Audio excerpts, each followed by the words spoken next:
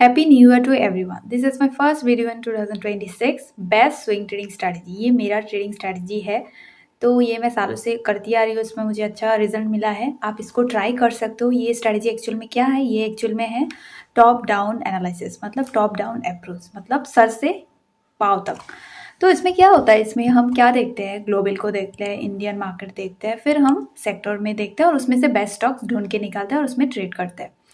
पर कभी कभार ये गलती हम कर देते हैं कि हमने तो टॉप डाउन एनालिसिस कर लिया या टॉप डाउन अप्रोच हमने आजमाया है, ग्लोबल देखा, इंडियन देखा, फिर सेक्टर देखा, फिर स्टॉक देखा, बट हमने उसको टाइम फ्रेम पे नहीं जचा। मतलब हमने उस पर 5 मिनट पे देखा और ट्रेड एग्जीक्यूट कर दिया। Swing trading is not about कि 5 minute trading, it's all about कि अपने ट्रेड को होल्ड करना है अंटिल द टारगेट।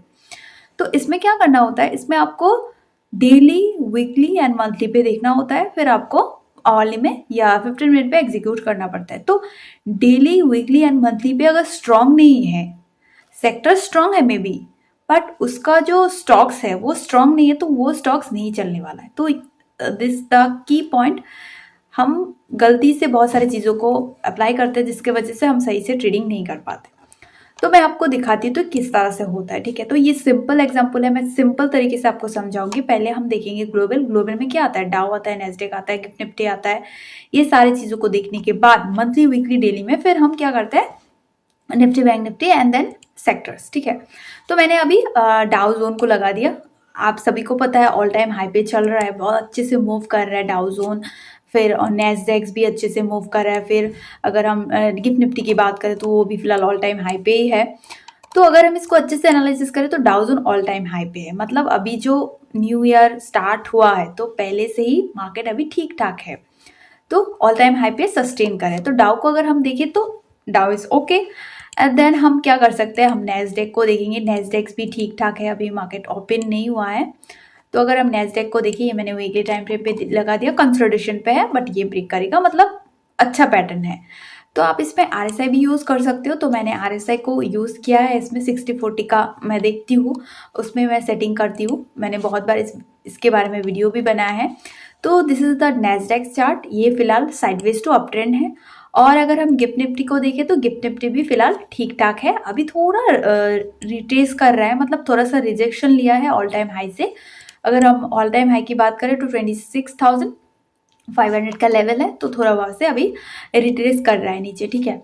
तो अगर हम निफ्टी, बैंक निफ्टी की बात करें तो ऑल ओवर अगर हम ग्लोबल मार्केट की बात करें तो ठीक ठाक है। अगर हम निफ्टी, बैंक निफ्टी की बात करें तो निफ्टी, बैंक निफ्टी तो ऑल टाइम हाई से निफ्टी ने थोड़ा सा रिजेक्ट किया है। अभी आप देख सकते हो 2 दिन थोड़ा सा रिजेक्शन में है, बट फिलहाल ठीक है। अगर हम पकड़े तो अगर ये 25,000 ब्रेक कर देता है या 25,000 इसके नीचे आ जाता है तो मार्केट थोड़ा सा डाइसी हो जाएगा, थोड़ा सा बेयरिश हो जाएगा। बैंक्स की अगर बात करें तो बैंक्स तो सही है। तो इस तरह से क्या होता है, इस तरह से टॉप डाउन एनालिसिस होता है कि ग्लोबल सही है, मार्केट भी ठीक ठाक है, मार्केट उतना बुरा नहीं है। तो स्विंग ट्रेडिंग हम बाइंग पे करते हैं, सेलिंग पे नहीं करते, तो हम बाइंग साइड पे देखते हैं।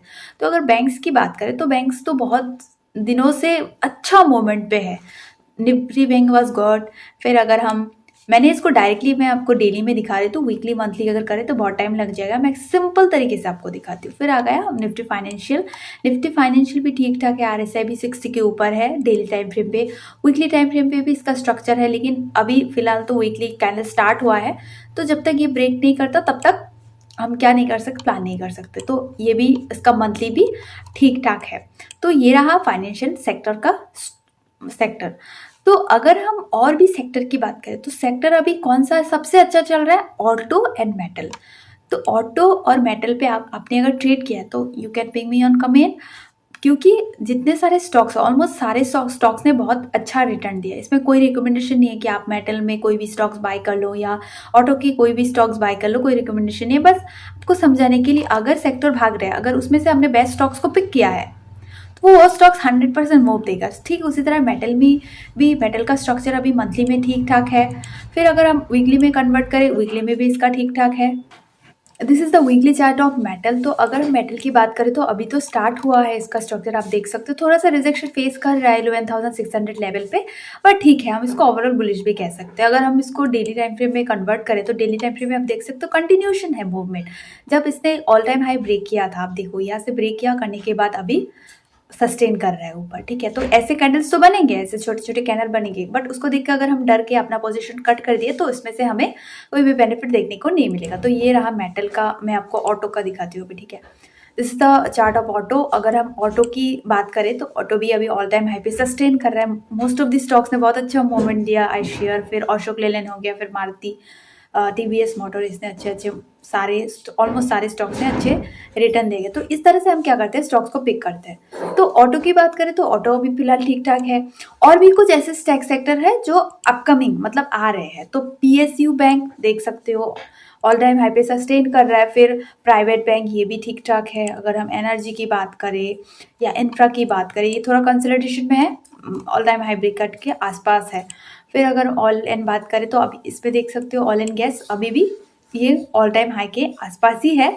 अगर ये ब्रेक करता है ये लेवल, हमें फिर से ये लेवल देखने को मिलेगा 30,500। तो इस तरह से क्या होता है, ऑल ओवर सेक्टर को देखना पड़ता है।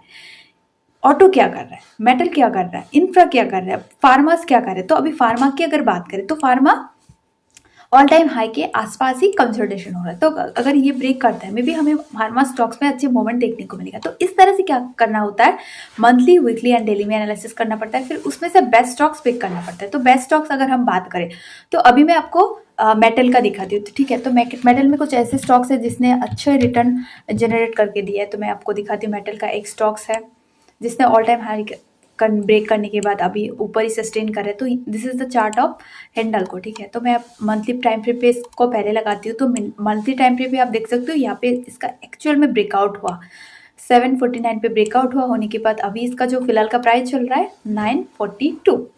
This is the monthly chart. अभी मैं कन्वर्ट करती हूँ इसको वीकली चार्ट में। तो वीकली चार्ट में यहाँ पे हमें और एक ब्रेकआउट देखने को मिला, दिस इज द ब्रेकआउट, ठीक है। तो ये रहा ब्रेकआउट। अगर हम इसका बात करें तो ये 847 ब्रेकआउट हुआ, अभी सस्टेन कर रहा है ऊपर। तो इस तरह से ये जो स्टॉक्स है, जब मेटल ब्रेक कर रहा था, ये भी क्या कर रहा था, ब्रेक कर रहा था। इस तरह से बेस्ट ऑफ द बेस्ट जो ब्रेकआउट में है, आसपास है, या हायर हाइस पैटर्न में है, या फ्लैग एंड पोल पैटर्न में है, जो बुलिश पैटर्न में, जो अच्छे से मूव कर रहा है या उसमें वॉल्यूम इंक्रीज हो रहा है, तो उस तरह के स्टॉक्स ढूंढने पड़ते हैं। दिस इज, इसमें कोई रिकमेंडेशन नहीं है कि आप ये स्टॉक बाय कर लो या सेल कर लो, बस ये लर्निंग पर्पस के लिए है। तो मैंने इसको अभी डेली टाइम फ्रेम पे कन्वर्ट किया है।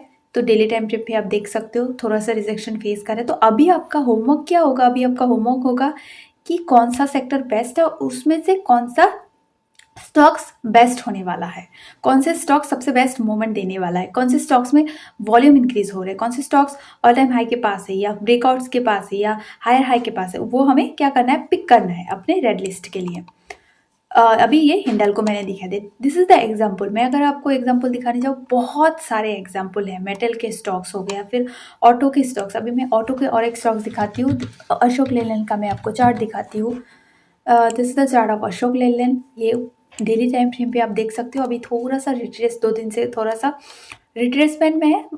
इसको हम नहीं कर सकते कि यहाँ से क्रैश हो जाएगा, यहाँ से नीचे आ जाएगा। प्रॉफिट बुकिंग हुआ है थोड़ा बहुत। अब देख सकते हो ये ऑल टाइम हाई ब्रेक करने के बाद कंटिन्यूशन है इसमें मूवमेंट। ऑल टाइम हाई कितना था, 129। यहाँ से कितना तक गया, मैं आपको अगर इस पर स्केल लगाती है दिखाती हूँ, तो यहाँ ऑलमोस्ट 48% रिटर्न, 63 पॉइंट यहाँ से। वीकली टाइम फ्रेम पे अगर देखें तो वीकली टाइम फ्रेम में बहुत अच्छा मूवमेंट। फिर अगर डेली टाइम फ्रेम में कन्वर्ट करें तो डेली टाइम फ्रेम पे अभी ये फिलहाल चल रहा है। तो ये रहा ऑटो का। इस तरह से हम क्या कर सकते हैं, फार्मा के स्टॉक्स, क्योंकि फार्मा अभी ब्रेकआउट के आसपास है।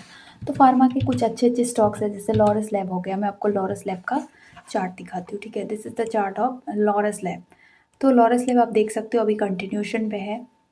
तो कंसोलिडेशन में भी, अगर कंसोलिडेशन होता है, फार्मा भी अगर कंसोलिडेशन करके ब्रेक करता है, तो maybe we can get good opportunity in Laurus Lab. तो इस तरह से आपको क्या करना है, हर एक सेक्टर को देखना है, उसमें से बेस्ट पिक करना है। ये बहुत सिंपल स्ट्रैटेजी है। तो इसको क्या करना है, फॉलो करना है, जो मैं फॉलो करती आ रही हूँ।